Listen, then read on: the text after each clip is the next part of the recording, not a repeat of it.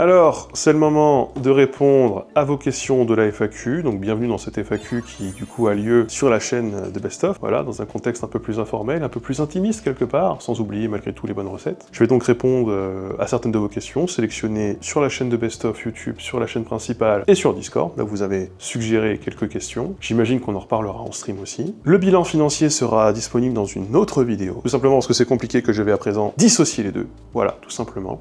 Mais on parlera quand même, malgré tout, des projets d'économie et du contexte quand même global de création. Voilà, ici aussi c'est juste que les détails des chiffres, ce sera dans une autre vidéo, voilà. Sur ce, eh ben on attaque. Chaîne de best-of. As-tu fini les travaux dans la maison? Reste-t-il des postes? Alors, c'est habitable, hein, mais c'est loin d'être fini. Hein. Bon, là, vous ne le voyez pas trop, on est à l'extérieur, il y a beaucoup neigé, donc de toute façon, les travaux au jardin sont pour l'instant arrêtés, mais pour des raisons économiques et de temps, là, effectivement, c'est un peu en pause. Mais c'est habitable, oui. Politique. Penses-tu que l'actualité politique et son futur proche vont concrètement influencer ton travail? Alors, la politique, ça influe la vie de tout le monde. Mais effectivement, ça influence déjà mon travail. Je rappelle que j'ai mis en stand-by toute une partie de mon travail pendant les législatives, après la dissolution, pour pouvoir suivre les législatives, pour pouvoir aussi donner un peu plus de temps à mon camp politique, pour être un peu plus présent sur le terrain, même si j'ai pas pu l'être autant que ce que je voulais, parce que je suis tombé malade entre-temps. Donc on est passé, durant cette période, au mois de juin, mois de juillet, en économie de guerre sur la chaîne. Si ça a fait monter un peu le compteur de vues et d'abonnés sur Twitch, c'est vrai, hein, c'est vraiment sans commune mesure avec ce que ça m'a fait perdre en termes de revenus sur la chaîne YouTube. Hein.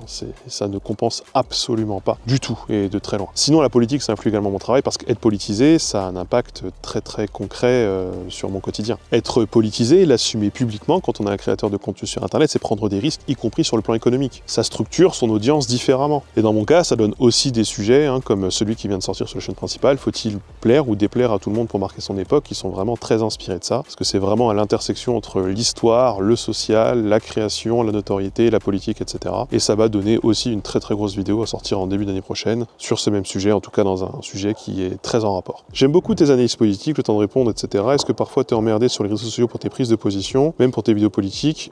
Un peu comme Usul lorsqu'il apparaît en caméo dans une vidéo de Mr. Fox ou même dans un vieux clip de JDG. Alors oui, bien sûr. Bien sûr, ça me met dans une certaine position compliquée parfois avec le public, mais aussi vis-à-vis d'autres créateurs. Hein. Vous avez quand même tout un tas de créateurs qui gardent une distance tout à fait raisonnable avec les idées un peu trop marquées, de peur que ça les impacte économiquement peut-être, par ricochet, ça puisse leur porter préjudice ou ça puisse leur faire du tort. Enfin ça c'est dans la proportion de la taille de communauté ou de l'aura de la personne ciblée. Hein. C'est plus vous êtes gros et plus vous pouvez vous permettre de dire des choses et conserver vos amis et conserver vos relations, plus vous êtes un petit créateur aux idées assumées et marquées et plus vous avez de chances qu'on prenne vos distances si jamais on est une personne un peu mainstream. C'est un peu triste et c'est un peu aussi comme ça que fonctionne la société, et pas que dans la création sur Internet. Hein. Alors concernant les commentaires, je lis rarement les commentaires, que je vous le dise, hein, je les redis, je sais que c'est pas très populaire comme argument, je sais que c'est pas trop les choses qu'il faut dire, je sais que pendant longtemps je les ai tous lus et je le disais, mais là je les lis plus du tout tous et du coup je vous le dis aussi. Je lis souvent les commentaires des vidéos de travaux, ça oui, des vidéos politiques oui, ça dépend lesquelles. Je lis surtout les commentaires sur le début de sortie de vidéo, j'y réponds même parfois, mais globalement sinon je m'inflige pas trop cette peine concernant de vieilles vidéos quoi. Donc si je lis rarement les commentaires sur les plateformes qu'on pourrait considérer comme asynchrones, hein, sur les réseaux asynchrones, c'est-à-dire qui n'impliquent pas d'interactivité directe, sur les réseaux avec de l'activité directe, de l'interactivité directe, oui je le fais. Sur Twitch par exemple, oui. On se parle, on se répond. Et je préfère aussi Insta. Insta, je réponds à peu près à tout le monde. Donc je préfère Insta ou les mails parce que, et je réponds d'ailleurs à peu près à tout le monde, parce que si jamais vous m'insultez dans les DM Insta ou alors par mail, c'est beaucoup plus facile pour moi de vous poursuivre en justice derrière. Hein, pas que je le ferais ou pas que j'ai eu besoin de le faire jusque-là, mais si jamais je devais le faire, ça t'expose beaucoup plus quand même à des risques judiciaires en tant que random. Et sur Twitch, voilà, c'est le jeu aussi. Mais Twitch, c'est quand même l'endroit où je reçois le plus d'insultes, très clairement. Mais elle ne reste jamais très longtemps affiché. Et d'ailleurs, c'est même un peu une joie de ma part de savoir que vous avez un gars qui attend des fois 10 minutes pour avoir le droit de poster un message dans le chat, qui me poste une insulte que je ne vois pas, qui n'est pas affichée sur le chat de qui que ce soit, parce qu'en fait il est déjà banni ailleurs et que je partage des listes de ban avec d'autres créateurs. Et du coup je me dis, bon, si cette personne est venue perdre son temps pour m'insulter et que personne n'a noté l'insulte, c'est vraiment lui qui s'est auto-flagellé, qui s'est auto-puni. Donc je vois pas bien la gloire ni le projet à faire ça, mais bon. Après je vais quand même pas vous mentir, c'est un sujet qu'il faut quand même qu'on aborde. Hein. Je bannis pas du tout que des gens d'extrême droite sur Twitch, c'est beaucoup des gens d'extrême droite qui viennent m'emmerder, mais pas que, il y a aussi beaucoup beaucoup des gens de gauche radicale. Des gens qui sont censés être de mon camp, mais qui sont peut-être parfois un peu trop orthodoxes, un peu trop puristes, un peu trop perroquets aussi, et dont des fois, voilà, j'ai du mal, moi, à comprendre quelle est leur véritable colonne vertébrale idéologique au-delà des annonces et des discours qu'ils répètent des fois de manière un peu creuse. Et c'est difficile d'engager la discussion parfois avec ces gens-là et ne pas être dans la pensée orthodoxe aussitôt t'expose effectivement directement des insultes aussi, ce qui, moi, me pose quand même des questions sur la formation idéologique et militante de certains de mes camarades. Putain, si jamais votre journée c'est de venir insulter d'autres créateurs de gauche dans les chats alors que vous pensez de gauche, peut-être que vous perdez là aussi votre temps et peut-être que votre énergie pourrait être mise à profit différemment. Je dis ça, mais ça ne vous donne pas l'obligation d'être d'accord avec moi. D'ailleurs, souvent, vous ne l'êtes pas toujours sur Twitch, et plutôt tant mieux d'ailleurs. Mais moi, j'ai l'habitude d'être en position de minorité sur certains sujets, y compris à gauche, donc c'est pas quelque chose qui me dérange particulièrement. J'essaye par contre de gagner du terrain et de faire gagner mes idées, ça par contre oui, ça me paraît important, et ça aussi, ça nous expose à de la lutte, à du conflit, à de la discussion, à des choses qui sont pas toujours faciles, et c'est du temps qu'il faut prendre pour expliquer et pour défendre son point de vue. Mais ça, c'est ce que je fais aussi sur la chaîne de manière plus générale, quand je défends la création, l'art, la réflexion sur Internet. Après, qu'on se le dise, tout ça, c'est pas propre à la gauche. C'est vrai dans tous les camps. C'est pas propre à Internet, c'est vrai aussi dans tous les secteurs. D'ailleurs, j'en ai beaucoup parlé en stream et j'aimerais vraiment faire une émission, un vrai truc, un truc un peu solide, un truc un peu construit, dans un vrai lieu avec de vrais invités. La chaîne n'est pas au meilleur de sa forme, le contexte global économique du pays nous impacte aussi. Je me sens donc pas de demander un financement participatif là comme ça, même si j'imagine que ça s'étudie. On voit déjà que Tipeee ça s'érode de notre côté, la boutique aussi. On sent que globalement le pouvoir d'achat de tout le monde est impacté. Et on constate aussi dans cette mouvance qu'il y a beaucoup de financements participatifs qui sont lancés, notamment dans la presse libre de gauche, que ce soit pour consolider ou pérenniser des émissions comme Backseat de Jean Massier, Frustration Magazine de Nicolas Framont, Au Poste David Dufresne, Société et Cusul, Blast et Mediapart bien sûr pour les plus installés. Bon, la concurrence ça manque pas. Donc si l'envie est toujours bel et bien présente, je vois pas à quel moment, alors qu'on a déjà du mal, on arrive à se faire une place dans cet écosystème. Parce que le pouvoir d'achat du peuple de gauche, malgré tout, il est quand même limité, pas extensible, loin s'en faut, donc j'ai des doutes. Alors bien sûr, il y a des choses qui donnent espoir, malgré tout. Pendant les législatives, les gens étaient au rendez-vous. Et peut-être donc, effectivement, que si jamais on fait mobiliser ce même public pour contribuer et créer une émission digne de ce nom, les gens seront là. Et honnêtement, je sais pas du tout si je suis prêt à prendre le risque. Je l'aurais pris si je pouvais tanker le bid que ça peut devenir avec la chaîne principale. Mais là, je peux pas vraiment me permettre que ça ne puisse pas fonctionner, donc autant probablement attendre, je ne sais pas. Dites-moi ce que vous en pensez, parce que c'est une vraie question que je me pose. Stream. Est-ce que tu penses pouvoir créer un emploi du temps de stream régulier, histoire qu'on puisse savoir que X fois par semaine, un jour fixe, si on allume Twitch, on peut te trouver en ligne? Alors la dernière ligne droite des travaux ont un peu tout chamboulé, je vous en conviendrai, tout simplement parce qu'il y a des moments où j'ai dû passer une semaine ici à faire des travaux pour être sûr qu'on puisse emménager à l'heure, et donc forcément le calendrier de stream, c'était pas du tout la priorité. Le déménagement a tout chamboulé, bien sûr aussi, je le sais, mais en gros, le mardi. On stream en gros tous les mardis sur les coups de 17-17h30, ça dépend à quel moment je lance, mais à 17h30, je suis en ligne. On stream alors jusqu'à la première partie de soirée, et parfois jusque même la nuit, si jamais on fait du Among Us ou du GeoGuessr avec la team Dingus. Ça arrive à peu près une fois par mois, parfois plus, parfois moins, ça dépend des opportunités en la matière et de ce dont on a à parler. Il faut savoir que c'est pas du tout nouveau ce créneau, c'était déjà le créneau du RP, ça commençait à 16h à l'époque, donc ça fait déjà 4 ou 5 ans quand même que c'est le jour et l'heure vraiment de rendez-vous. On a beaucoup parlé d'archives de la télé, on a beaucoup parlé de contexte social et culturel, et on risque de parler de toute autre chose encore. Des fois c'est très informel, du chat-chatting, des fois c'est un peu plus recherché, comme là très récemment, ce qu'on a fait sur une revue de presse, sur un an de certains paysages politiques, pour pouvoir voir où est-ce qu'on en est, etc. Bientôt on va se faire toute la campagne de 2017, donc ça on n'oublie pas. Bien sûr, c'est toujours d'actualité. Ensuite, on a le jeudi à 22h. Autrefois, c'était 23h, pareil, ça fait quelques années maintenant. On parle d'actualité politique, d'actualité médiatique, d'actualité finalement de l'histoire du monde. Auparavant, on traitait les infos de la semaine précédente, voilà, pour faire une revue de presse. Le format est doucement en train d'évoluer, donc le format Le Temps de répondre est doucement en train d'évoluer, vers quelque chose de plus informel peut-être. Je suis en train de me poser des questions sur comment vraiment le reformaliser, le reconstruire. Ça, c'est en cours aussi. Le dimanche, sinon, quand je sors une vidéo, souvent je stream pour en parler. Sinon, un dimanche sur deux, il y avait Sexe Social, ça a arrêté, ça va reprendre. Donc voilà, si vous devez résumer. Le mardi, 17h30, le jeudi, 22h, et le dimanche, souvent, en début de soirée, 21h, 21h30. Et c'est à peu près la même chose depuis 5 ans. Ça devrait rester à peu près ça encore au moins cette année. Est-ce que tu referas des anecdotes de village? Alors oui, quand il y en a en fait. Ça marche très bien, les gens adorent, je sais, parmi les moments où j'ai tapé mes meilleurs chiffres sur Twitch, très clairement, les meilleures vues sur la chaîne de Best of aussi, mais je veux pas inventer des histoires, je veux raconter des histoires qui, je pense, sont intéressantes et sont pertinentes à raconter, et donc je ne peux pas en chier une par semaine comme ça. Au bout d'un moment, j'ai fait le tour de mon premier stock, j'ai décidé de me donner un peu de temps pour le renouveler. Ça arrivera probablement ponctuellement, oui, on va le refaire ponctuellement, ça c'est sûr. On l'a déjà refait très récemment, donc on retournera jamais sur quelque chose de récurrent, c'est sûr, mais on retournera sur quelque chose, oui. Est-ce que tu envisages un retour des anecdotes et du stream de Major, Hearts of Iron, un jour? Alors le Major, oui, c'est en préparation depuis longtemps, d'ailleurs, c'est en préparation depuis un bon moment. Je constate d'ailleurs que, je l'annonce depuis 3 ans, que ça va reprendre, et ça va reprendre. C'est juste que là, il faut que je m'occupe de mon bureau pour qu'il puisse l'accueillir en bonnes conditions. Je constate qu'entre-temps, les jeux Paradox sont devenus hype, voilà. Je suis passé à côté de ça, tant pis. Voilà, j'étais là avant que ce soit à la mode.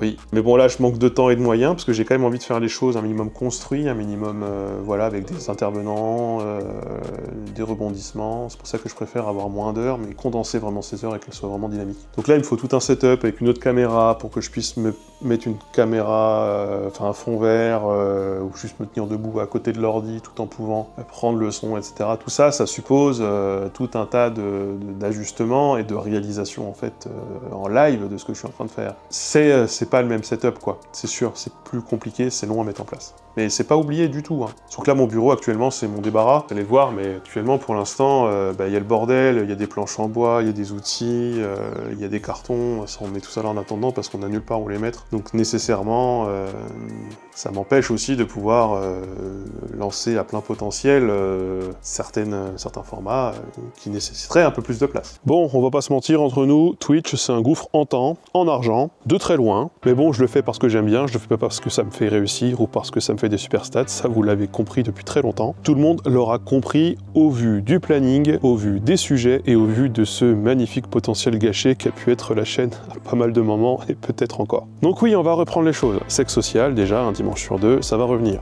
Le Major, quand j'aurai de quoi, aussi. Après, c'est mon problème. Je vois sûrement peut-être un peu trop grand. J'ai envie de me casser le cul à fond, quitte à réduire la durée des streams à la fois de Sexe social et du Major pour par contre avoir, durant cette même durée de stream, vraiment quelque chose de plutôt qualitatif, les rendre un peu plus intenses, faire de bonnes VOD et aussi de bons best-of.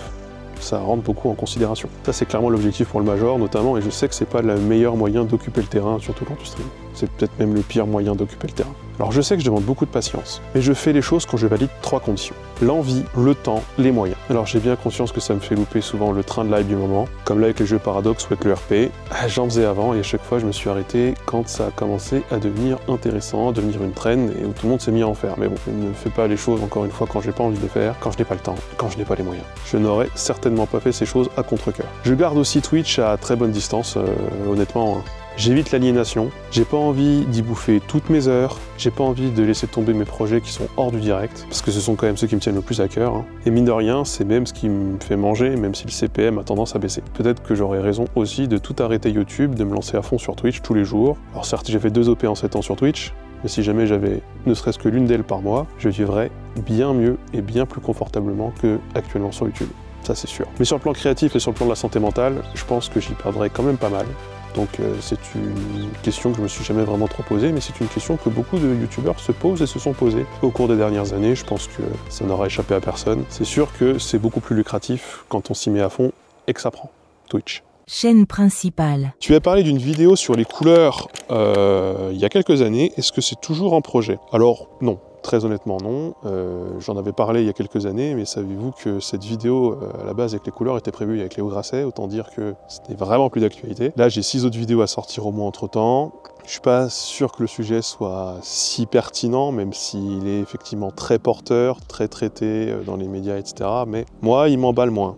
Alors, il m'emballe pas trop en ce moment. La vidéo sur l'amitié est-elle toujours en projet? Oui, mais ça demande un peu de budget. Pas mal de budget, et en ce moment, le budget, on n'a pas de budget. Donc, tout est écrit, ça à peu près oui, mais on manque cruellement de moyens, donc c'est repoussé. Mais entre-temps, il y a une très grosse vidéo dont j'ai très envie qui va sortir. Et si elle n'était pas du tout prévue à l'origine, je me suis laissé porter par l'écriture et par l'envie. Et donc, ça arrivera avec beaucoup d'entrain. J'ai très hâte de vous montrer ce que ça va donner. Et je pense que on ne perd pas au change, et peut-être même qu'on aura les deux dans l'année. Hello, j'avais adoré ta vidéo sur le mérite, j'y repense souvent. Il me semble que tu avais parlé d'une vidéo sur l'amitié dans le même genre où j'invente. C'est pas une question, mais ta vidéo sur les prénoms était géniale aussi. J'avais adoré toute la partie marqueur social. Tout ça viendra sur ce sujet et globalement sur d'autres sujets plus sociaux plus personnel. Mais c'est une économie très différente de ce que j'ai jusqu'à présent. Et sur la chaîne, j'ai pas trouvé de modèle de rentabilité vraiment de ce genre de format et j'ai besoin que les vidéos soient minimum rentables pour pouvoir me nourrir, hein, tout simplement. Faut quand même se dire que dès l'instant qu'on fait une vidéo de plus d'une demi-heure, qu'on sort de chez soi pour tourner, qu'on voyage même, éventuellement, qu'on fait intervenir d'autres personnes, vu mon nombre de vues et d'abonnés,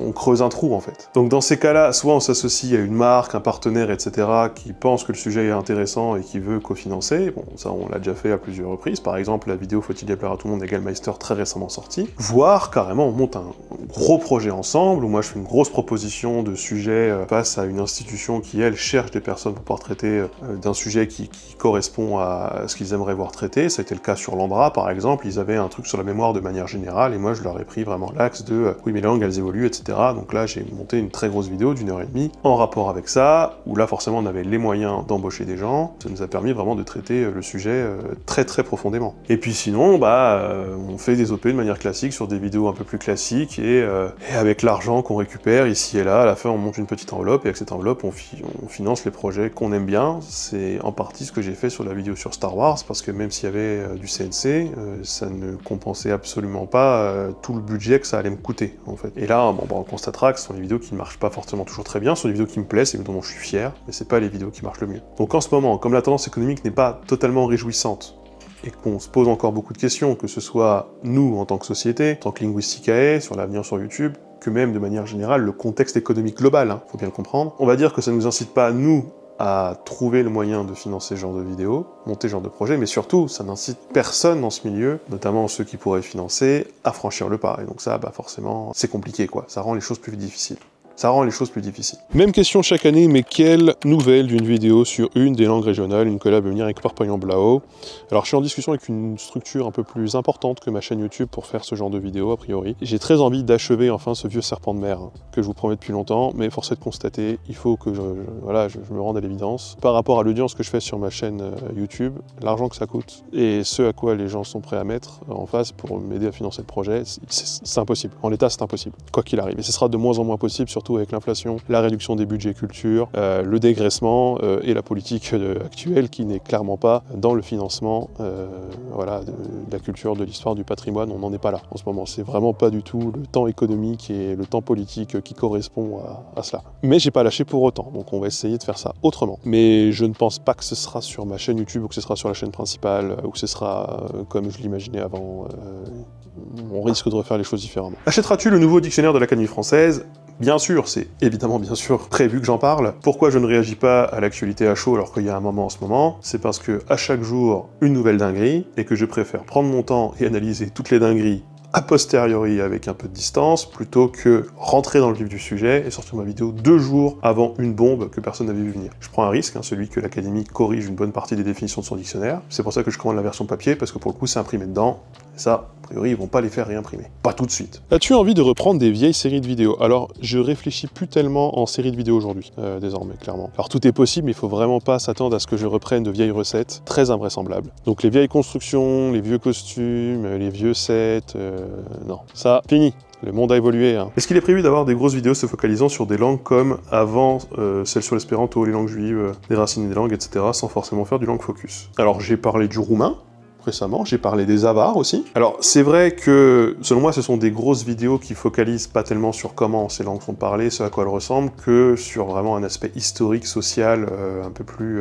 peut-être même archéologique parfois, mais il y a une vraie problématique. Et moi, ça m'intéresse pas de parler de grammaire, de parler de lexique, de parler de syntaxe, si c'est pour parler grammaire, lexique, syntaxe, en fait. Je trouve que beaucoup de gens le font déjà. Instagram, c'est blindé de ce genre de contenu, donc je vous incite à vous abonner à ces chaînes-là, mais c'est pas du tout... Moi, ça me fait pas bander de faire des vidéos là-dessus, ça m'intéresse pas particulièrement à titre personnel, donc j'ai pas beaucoup d'entrain à me diriger vers cela. Désolé. Il y a quelques années, il me semble que tu évoquais un projet de vidéo sur le thème du développement du langage chez les enfants. Si je n'ai pas rêvé ce projet est toujours d'actualité, un grand merci pour ton travail. Alors j'étais jusqu'à récemment en discussion avec des gens qui seraient compétents en la matière, pour en parler. Des gens dont c'est le boulot, J'ai eu un coup de téléphone il y a quelques heures avant de tourner cette vidéo qui laisse penser que peut-être pas finalement, ça se fera peut-être finalement pas comme ça. Donc le sujet est amené à évoluer, ça dépend avec qui. En fait, c'est un sujet sur lequel j'ai beaucoup d'insécurité parce que j'y connais pas grand-chose et j'ai pas envie de me louper. Mais en même temps, il faut que je trouve les bons interlocuteurs avec qui le faire, donc c'est compliqué. Mais ouais, c'est toujours d'actualité,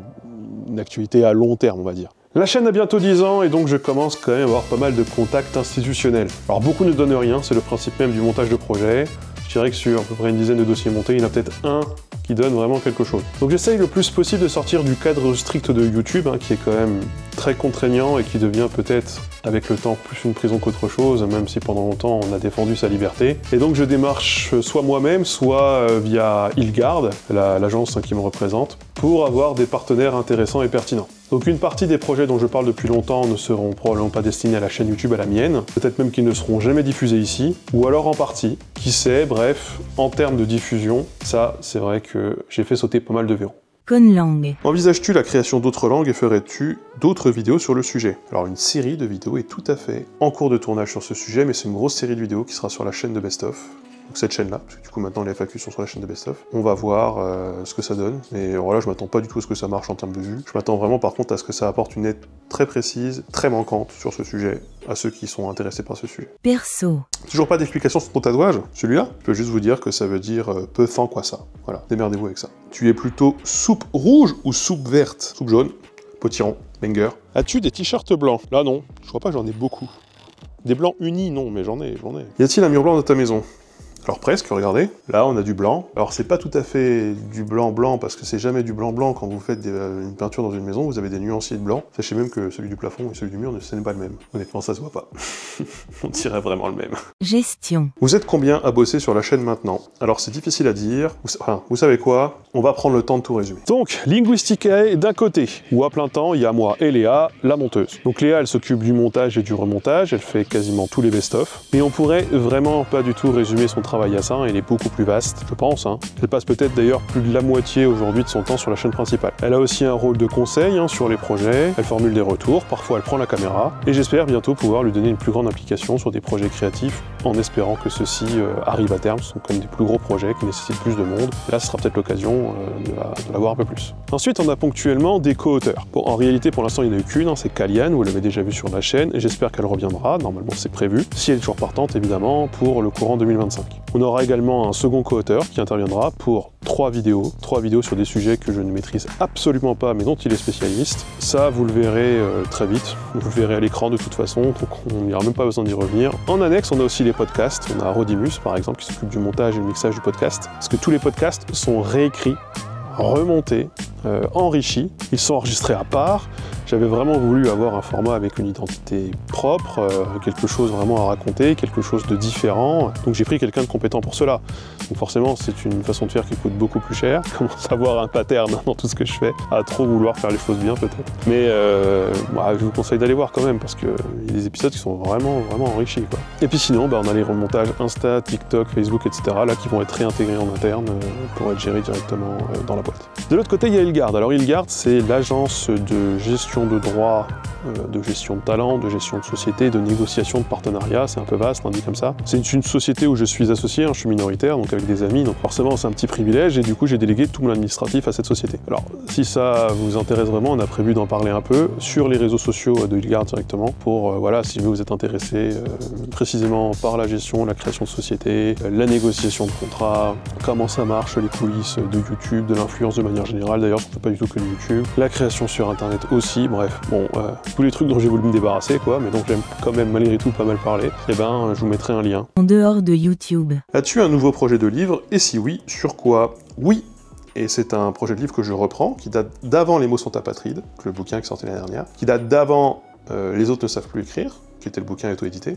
C'est un bouquin que j'ai commencé à écrire à 10 ans en Autriche, donc que je suis en train de reprendre tranquillement. Ça portera essentiellement sur l'histoire de la langue française à travers ses emprunts, mais pas que, mais une autre histoire de la langue française, quoi, en gros, qui est une histoire vraie aussi, une histoire, c'est pas une histoire romancée que je vous livre, mais c'est un peu par les aspects et par les points qu'on aborde assez rarement quand on parle d'histoire de la langue française. C'est par là que j'ai envie de l'apprendre. Une suite au livre Les mots sont apatrides en élargissant un contexte international, eh bien non, ce n'est pas vraiment d'actualité. À vrai dire, cet ouvrage, il est à l'intersection de la linguistique, de la politique et de l'histoire. J'aurais très envie d'écrire d'autres choses à l'intersection de ces 3 sujets, mais pas du tout quelque chose qui puisse ressembler aux mots sont apatrides. Que je vous invite, malgré tout, à acheter, bien sûr, et que je vous invite à écouter pour les morceaux qui existent sur la chaîne de podcast, puisque tel du roman audio, ils sont disponibles pour certains épisodes sur la chaîne de podcast. Le lien est en description, bien sûr. Merci. Voilà, cette FAQ est maintenant terminée.